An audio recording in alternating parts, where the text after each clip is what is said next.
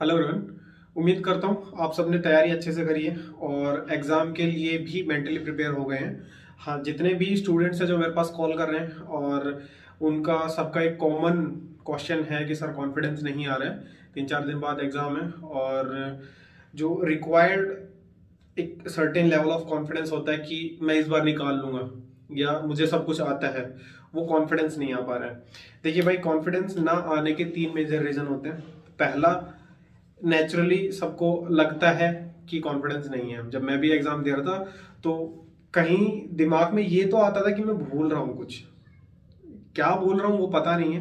कभी क्वेश्चन सामने आएगा तो पता चलेगा कि मैं क्या बोल रहा हूँ, बट कुछ तो भूल रहा हूँ। एक ये इल्यूजन क्रिएट होता है कि बहुत सारा सिलेबस है, बहुत सारे फॉर्मूलाज हैं, पता नहीं मुझे याद है या नहीं है। तो इस इल्यूजन में लगता है कि कॉन्फिडेंस गिर रहा है। ठीक है, तो ये पहली कैटेगरी के लोग हैं जिनको इल्यूजन होता है कि कॉन्फिडेंस डाउन जा रहा है। देखिए भाई, ये जो पहली कैटेगरी के लोग हैं जिनको लगता है कि कॉन्फिडेंस डाउन जा रहा है, बट एक्चुअल में उनके टेस्ट सीरीज में मार्क्स अच्छे आ रहे हैं, एक्चुअल में उनकी रैंक भी टेस्ट सीरीज में अच्छी आ रही है और पूरे साल में उन्होंने तैयारी भी अच्छी करी है, कॉन्सेप्ट भी अच्छे डेवलप्ड हो चुके हैं। देखिए, ये जो लोग हैं वो टेंशन बिल्कुल ना लें, क्योंकि फाइनल एग्जाम में जब आप बैठेंगे तो आपका पूरे एक साल की जो मेहनत है वो सामने आने वाली है और श्योरली एग्जाम में आपकी परफॉर्मेंस बहुत अच्छी आएगी, रैंक बहुत अच्छी आएगी। हाँ, कॉन्फिडेंस ना आने के दो और मेजर रीजन होते हैं। एक तो आपने प्रैक्टिस नहीं की है क्वेश्चंस की। कुछ लोगों ने बहुत सारे फॉर्मूलाज याद किए हैं, ऑलमोस्ट सब याद कर लिए हैं, लिख के भी याद कर लिए हैं, बट जो क्वेश्चंस की प्रैक्टिस है वो उन्होंने सिर्फ 1 या 2 बार करी है। हालांकि मैं बोलता हूँ प्रीवियस ईयर आपको 3 से 4 बार कर लेनी चाहिए एटलीस्ट, और भी अगर आपके पास क्वेश्चन बैंक है वो भी आपको 3 से 4 बार करनी चाहिए। रेपिटेशन बहुत जरूरी है क्वेश्चंस का। तो इन केस अगर आपने रेपिटेशन नहीं किया है क्वेश्चंस का तो भी आपका कॉन्फिडेंस काफी डाउन जाएगा। हाँ, थर्ड रीजन होता है आपका कॉन्फिडेंस ना आने का, या फिर आपको लगता है कि मैं इस बार तो नहीं कर पाऊंगा, या फिर कुछ डर सा मन में आता है। वो होता है कि आपने टेस्ट सीरीज नहीं दी है। जहां आपको 50-60 टेस्ट देने होते हैं, जिनमें 10 से 12, 10 से 15 आपके फुल लेंथ है, बाकी आपके पार्ट सिलेबस है।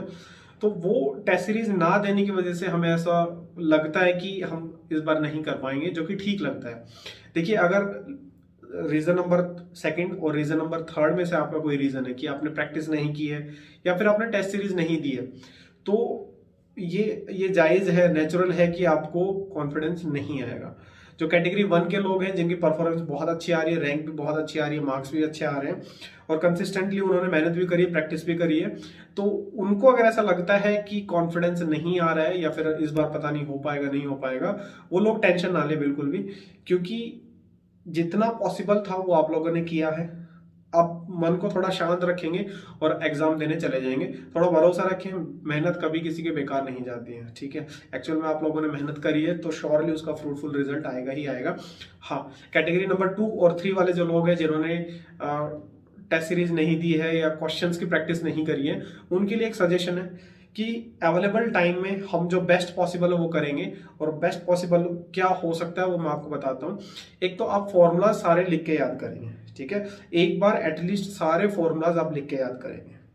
ठीक है, उसके साथ साथ आप गेट प्रीवियस ईयर के जो क्वेश्चन हैं उनके अल्टरनेट क्वेश्चंस कर लेंगे, चाहे ओड नंबर ओड क्वेश्चंस कर लो, ठीक है, चाहे इवन नंबर वाले जो क्वेश्चंस हैं वो कर लो। ठीक है, अल्टरनेट क्वेश्चन करेंगे तो डेफिनेटली आपके 20-25 घंटे में पूरा गेट सिलेबस रिवाइज हो जाएगा, जो कि आप 2 दिन में निकाल सकते हैं।